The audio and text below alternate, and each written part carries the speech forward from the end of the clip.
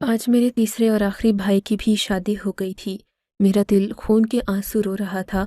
अगरचे भाई का घर बसने की खुशी भी थी, लेकिन फ़िक्र और परेशानी इस बात की भी सता रही थी कि मैं अब तकरीबन 28 साल की होने वाली थी। अभी तक मेरा ढंग का रिश्ता भी नहीं आया था।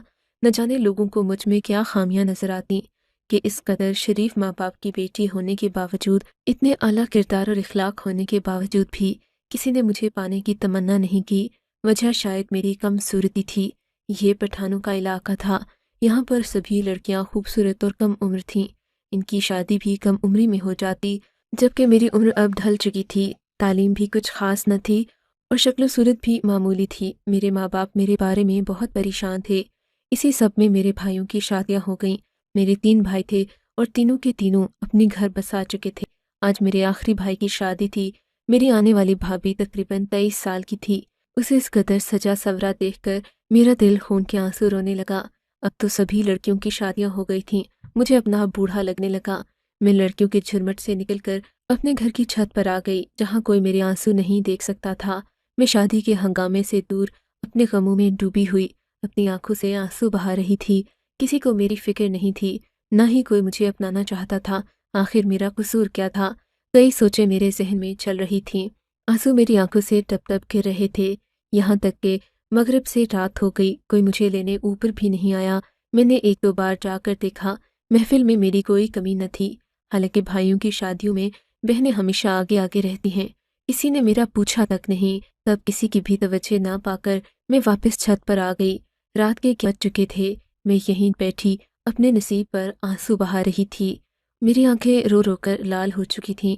रात का वक्त हो गया था। मुझे अब नीचे जाकर सोना था, लेकिन इन लाल आंखों के साथ मैं किसी के सामने भी जाती तो हर कोई बातें बनाता। मैं चुपचाप वहीं बैठी रही, यहाँ तक कि आधी रात गुजर गई। रात भर मुझे कोई लेने नहीं आया, यहाँ तक कि फजर की आजान होने लगी। मैंने अल्लाह से दुआ की कि वो मेरा नसीब अच्छा करे। इस सब से फारिग होकर मैं नमाज पढ़ने नीचे आ ही रही थी कि सीढ़ियों पर किसी की हल्की सी आहट महसूस हुई। न चाहते हुए भी मैं रुककर खड़ी हो गई। नहीं चाहती थी कि मेरी लाल आंखें कोई और देख ले। तभी मेरी नज़र भाभी पर पड़ी, जो सुबह सवेरे ही छत की तरफ आ रही थीं। उन्हें देखकर मेरा गम दुगना हो गया। मैंने कुछ कहा तो नहीं, मगर मेरा दिल चाह रहा था कि मैं इनका सामना न करूं। भाभी भी अपनी ही धुन में मगन ऊपर की तरफ आ रही थी अपनी ही धुन में मगन ऊपर की तरफ आ रही थी। कुछ सोचकर मैं वहीं खड़ी हो गई। फिर भाभी जल्दी से छत पर आई और इधर उधर देखने लगी, जैसे किसी को ढूंढ रही हूँ। मैंने जो उनको यूं देखा तो मुझे हैरत सी हुई। इस वक्त सुबह सवेरे एक दिन की दुल्हन आखिर क्या ढूंढ रही है? तब इनकी नज़र मुझ पर पड़ी तो वो चौंक गईं। अरे तुम यहाँ खड़ी हो, मैं तो तुम्हें ही ढूंढ रही थी। भाभी ने अपनी घबराहट पर काबू पाते हुए कहा, क्या मतलब भाभी, आप मुझे क्यों ढूंढेंगी? मैंने उनसे मशकूक लहजे में पूछा तो हंसकर बोली, अरे मैं अपनी नंद को नहीं ढूंढूंगी तो फिर किसे ढूंढूंगी? मुझे तुम रात को भी नजर नहीं आई, इसीलिए मेरा दिल परेशान हो रहा था। भाभी की बात सुनकर मुझे शक सा हुआ। हालांकि भाभी ने मुझे एक नज़र भी देखा नहीं था। फिर वो तो बाकी रस्मों में मसरूफ़ थीं, उन्हें मेरे आने की खबर भी कैसे हो सकती थी? खैर मैंने उनकी बात का कोई जवाब नहीं दिया। फिर कहने लगी, मुझे भी सुबह सवेरे हवा खाना बहुत पसंद है, लेकिन मैं तन्हाई पसंद हूँ। अगर तुम नाराज़ न हो तो तुम नीचे चली जाओ, मैं कुछ वक्त यहाँ गुजारना चाहती हूँ। मैं उनकी बात सुनकर नीचे जाने ही लगी थी कि मुझे सीढ़ियों से रोक लिया और बोली, सुनो, मैं गलती से अपना फ़ोन साथ ले आई, इसकी चार्जिंग कम है, तुम मेरा फ़ोन चार्जिंग पर लगा देना, और हाँ, नाश्ते के लिए मुझे बुला लेना। भाभी लापरवाही से छत पर बैठकर चढ़ते सूरज को देखने लगीं। मैं अपने आंसू छुपाती नीचे गई, नाश्ता बनाया और थोड़ी देर बाद भाभी को नाश्ते की मेज़ पर बुलाया। भाभी बहुत खुश लग रही थीं, लेकिन शायद उन्हें मेरे दुख का एहसास भी हो गया था। मैंने थोड़े ही दिन में उनसे दोस्ती कर ली। भाभी हम सब में घुल मिल गई थीं। वो खुलकर बातें करती, लेकिन अक्सर उनकी आंखों में एक उदासी सी नजर आती, जैसे वो मुझसे कुछ छुपाने की कोशिश कर रही हूँ। मैंने सोचा, भाभी का गम खोलने से पहले मुझे उन्हें अपना राज बताना चाहिए, ताकि वो भी मुझ पर एतबार कर अपने दिल का हाल बयान कर दिया। ये सुनकर भाभी तो जैसे तड़प उठी। अरे मेरी प्यारी बहन, तू रोती क्यों है? मेरे होते हुए तुझे किसी चीज़ की फिक्र करने की ज़रूरत नहीं। मैं जानती हूँ, तेरी उम्र में तो औरतों के 2-2 बच्चे हो जाते हैं। अब मैं तेरी शादी के लिए दिल से कोशिश करूँगी, लेकिन इसके लिए एक शर्त है। भाभी ने पुरस्कार लहजे में कहा, वो क्या? मैंने संभल कर पूछा, बस तुम्हें मेरी हर बात माना होगी, और मैं जो बात तुमको कहूँगी उसके पीछे कोई ना कोई मसलहत होगी। اس لیے تم بولو کہ نہیں، میں جو کہتی جاؤں وہ کرتی جانا، پھر اگر تمہاری شادی نہ ہو تو میرا نام بھی روزینہ نہیں۔ بھابھی نے اپنی قسم کھائی تو مجھے یقین ہو گیا کہ وہ واقعی مجھ سے ہمدردی رکھتی ہیں۔ میں نے کہا کہ ٹھیک ہے، آپ جو کہیں گی میں ویسا ہی کروں گی۔ سب سے پہلے تو تمہیں ایک کام کرنا ہوگا۔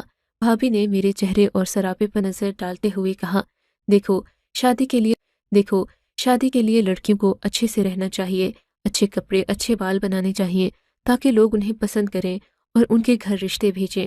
مگر بھابھی میں تو میری کم صورتی کے احساس سے کمتری کو بھانپتے ہوئے بھابھی بولی، میں ہوں نا، میں تمہاری ہر چیز کا خیال رکھوں گی، بس تم میری بات مان لو، اس کے بعد تم دیکھنا تمہارا رشتہ بہت امیر گھرانے سے آئے گا، تم تو عیش کرو گی۔ میرے جاننے والے بہت ہیں، اگرچہ میں اس علاقے میں نئی ہوں لیکن میں جانتی ہوں کہ اچھے رشتے کروانے کے لیے کیا کرنا پڑتا ہے۔ اور پھر میری ایک جاننے والی عورت بھی ہے، اسی نے تمہارے بھائی کا رشتہ ہمارے گھر لایا تھا، تم لوگوں کی مالی حیثیت کے بارے میں بھی اسی نے امی ابو کو بتایا تھا، ورنہ تم تو جانتی ہو میرے ماں باپ اس گاؤں میں میری شادی کیوں کرتے بھلا۔ بھابھی نے اتراتے ہوئے کہا، مجھے کچھ عجیب سا لگ رہا تھا، لگتا تھا جیسے بھابھی اپنے فائدے کے لیے مجھ سے کام لینا چاہتی ہوں، لیکن میں خاموش رہی کیونکہ مجھے اپنی شادی کا بھی لالچ تھا، میں جلد از جلد اپنے گھر کی ہونا چاہتی تھی۔ اگلے ہی دن بھابھی نے کہا، میں تمہارے بال صحیح کروانا چاہتی ہوں، تمہارے بالوں میں سفیدی آ گئی ہے، میں اسی عورت کے پاس تمہیں لے چلوں گی، وہ رشتے بھی کرواتی ہے اور لڑکیوں کی نوک پلک بھی سنوار دیتی ہے۔ تم تو جانتی ہو ایسی عورتوں کے پاس کتنے گر ہوتے ہیں، بس تم میرے ساتھ وہاں چلو، وہ تمہارے دکھنے کے مسئلے کو صحیح کر دے گی، تم خوبصورت دکھو گی تو رشتے خود بخود آئیں گے۔ بھابھی کی بات مان کر میں نے بھی برقع اوڑھا، اماں سے بڑی مشکل سے اجازت لی کہ مجھے اپنی ایک سہیلی سے ملنا ہے اور بھابھی کے ساتھ گھر سے نکل پڑی۔ اماں کو تسلی تھی کہ بھابھی میرے ساتھ جا رہی ہیں، اس لیے انہوں نے زیادہ اعتراض نہیں کیا۔ مجھے حیرت تھی کہ بھابھی ہمارے اس علاقے کو جانتی کیسے ہیں، حالانکہ یہ وہ جگہ تھی جہاں عورتوں کو گھر سے نکلنے کی اجازت نہ تھی اور راستے تو ہمیں کم ہی معلوم ہوتے، بس ہم سہیلیوں کے گھر آتی جاتی رہتی تھیں۔ خیر بھابھی مجھے تھوڑی دیر میں اس عورت کے گھر لے کر پہنچ گئیں۔ اس عورت نے دروازہ کھولا، میں نے دیکھا تو میں اسے دیکھ کر تقریباً ڈر گئی تھی۔ وہ ایک اچھے خاصے سراپے اور ہجوم والی عورت تھی جس کے چہرے پر درختگی تھی، نرمی اور شفقت نام کی کوئی چیز نہیں تھی۔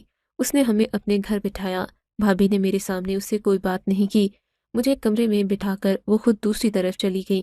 میں انتظار کرنے لگی کہ کب وہ عورت آئے گی اور میرے بال بنائے گی تاکہ میں خوبصورت دکھ سکوں، مگر کافی دیر انتظار کرنے کے باوجود بھی جب بھابھی نہ آئیں تو میں تنگ ہو کر اٹھ کھڑی ہوئی۔ دیکھا تو دوسری طرف سے بھابھی غصے میں لال چہرہ لیے میری طرف آ رہی تھیں۔ ارے بہن چلو یہاں سے، اس عورت کے تو دماغ ہی ٹھکانے نہیں ہیں، مجھ سے 2000 روپے مانگ رہی ہے، کہتی ہے تمہاری نند کو اچھا جو اس کے رشتے کی کوشش بھی کروں گی، مجھے اس سے کوئی کام نہیں کروانا۔ بھابھی نے کہا اور میرا ہاتھ پکڑ کر کھینچنے لگی، مجھے بہت برا لگا۔ پہلے تو بھابھی مجھے یہاں کس امید سے لائی تھیں اور اب اچانک مجھے یہاں سے چلنے کا کہہ رہی تھیں۔ وہ عورت بھی غصے میں بپھری ہوئی آئی اور مجھ سے کچھ کہنا ہی چاہتی تھی کہ بھابھی مجھے یہاں سے لے کر رفو چکر ہو گئیں۔ میں بہت پریشان تھی، میرا دل دھک دھک کر رہا تھا۔ اس عورت کا گھر عجیب سا تھا، ہم لوگ اس علاقے میں رہتے ہوئے بھی اس سے پہلے یہاں کبھی نہیں آئے تھے۔ میرا بس چلتا تو میں بھابھی سے کہتی کہ یہ رشتہ کروانے کا کون سا طریقہ ہے کہ ایک جوان لڑکی کو لے کر تم ایک ایسی انجان عورت کے گھر چلی گئیں جس کے بارے میں کچھ اتا پتہ نہیں تھا۔ لیکن اس سے پہلے کہ میں کوئی بات کرتی، ہم جلدی جلدی گھر کے قریب پہنچ گئے۔ بھابھی نے مجھے سختی سے منع کر دیا کہ میں اس بارے میں کسی سے ذکر نہ کروں ورنہ بہت برا ہوگا، وہ ساری ذمہ داری لے چکی ہیں سو میں انہیں دوں۔ گھر پہنچ کر میں اپنے کاموں میں مصروف ہو گئی۔ اماں نے مجھ سے کوئی بات نہیں کی، لیکن تھوڑی دیر بعد بھیا گھر آ گئے۔ دیکھا تو ان کے چہرے پر بل پڑے تھے، وہ بہت غصے میں لگ رہے تھے۔ بھائی کیا ہوا، کوئی بات ہوئی ہے کیا؟ میں نے اٹک اٹک کر پوچھا۔ تم دونوں آج کہاں گئی تھیں؟ بھائی کے چہرے پر غصے کے آثار دیکھ کر میں سہم گئی۔ تب بھابھی نے الٹا سارا الزام مجھ پر ڈال دیا، کہنے لگیں تمہاری بہن نے کسی سہیلی سے ملنا تھا، ہم ادھر ہی گئے تھے۔ بھائی نے مجھے عجیب نظروں سے دیکھا جیسے وہ ساری حقیقت جانتے ہوں اور پھر خاموش ہو گئے۔ میرا بھی دل کسی سوکھے پتے کی طرح کانپ رہا تھا۔ 2-3 دن اسی طرح گزر گئے۔ میں بھابھی سے سخت ناراض تھی کہ انہوں نے میری بات فوراً بھیا کو بتا دی، میری لاج بھی نہ رکھی۔ ان 2 دنوں میں بھابھی نے بھی مجھ سے کوئی بات نہیں کی، وہ اپنے ہی آپ میں مگن رہتی۔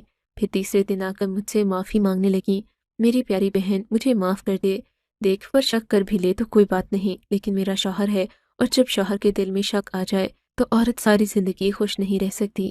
ये देखो, भाभी ने कहते हुए अपने दुपट्टे के पल्लू से 2,000 रुपये निकाल कर मेरी हथेली पर रखे। ये देखो सबीन, मैंने तुम्हारे लिए 2,000 रुपये जमा किए हैं। मैं जानती हूँ तुम मुझसे नाराज़ हो, लेकिन मैं अपने पैसों की फ़िक्र में थी।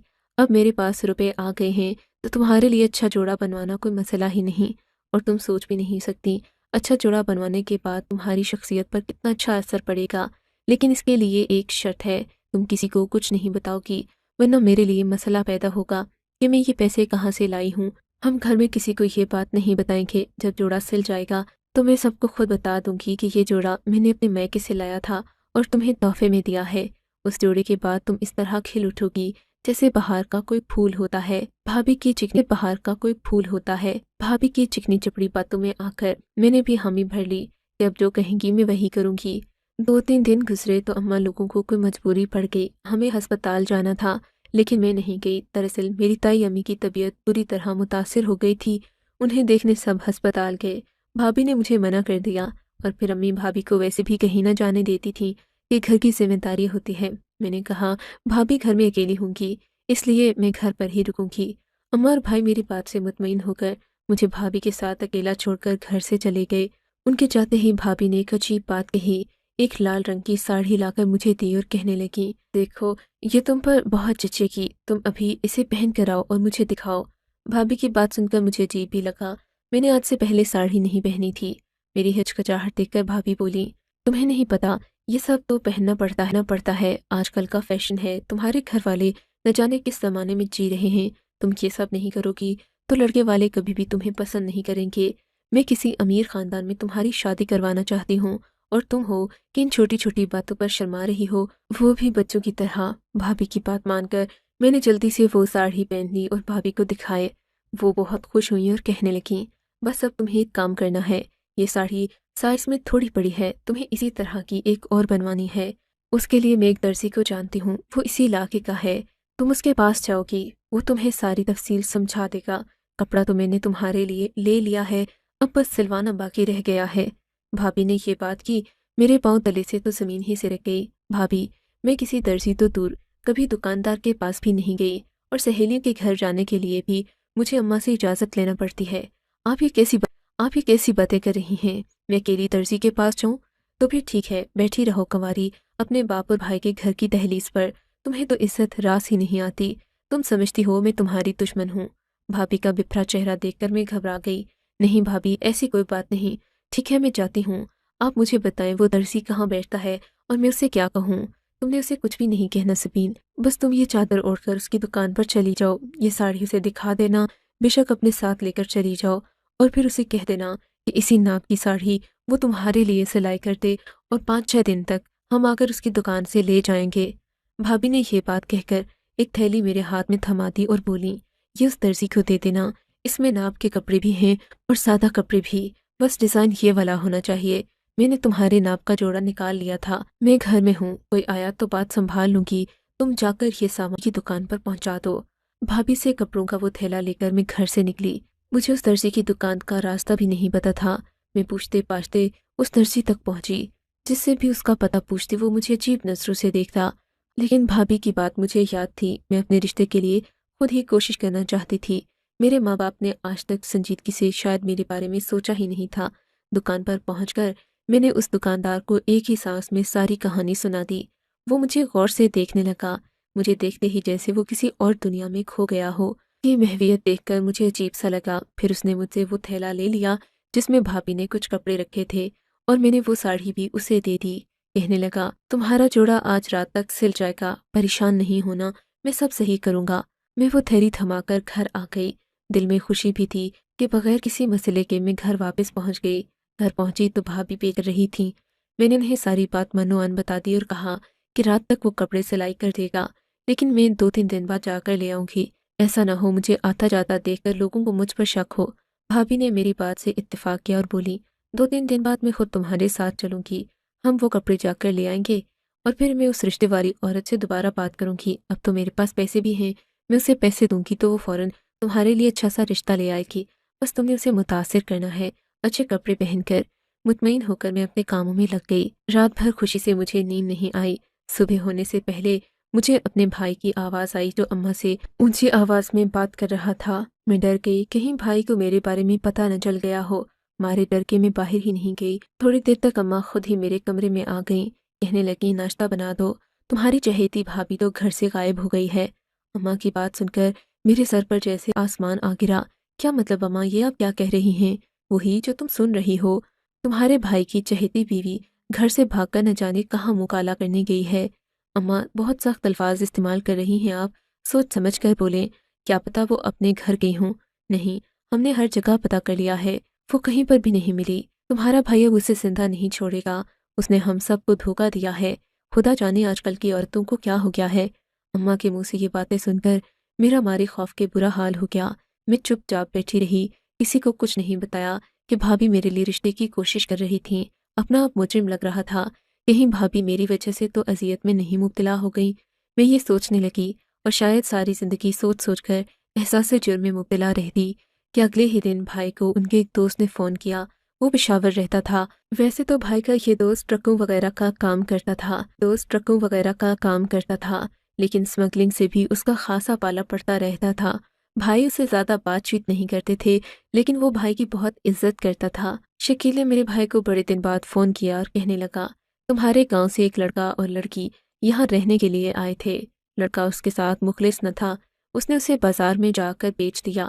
لڑکی بہت خوبصورت تھی، میرا من کر رہا تھا کہ اسے خرید لوں، پھر سوچا تمہارے گاؤں کی ہے تو تم سے ایک بار رائے لے لوں۔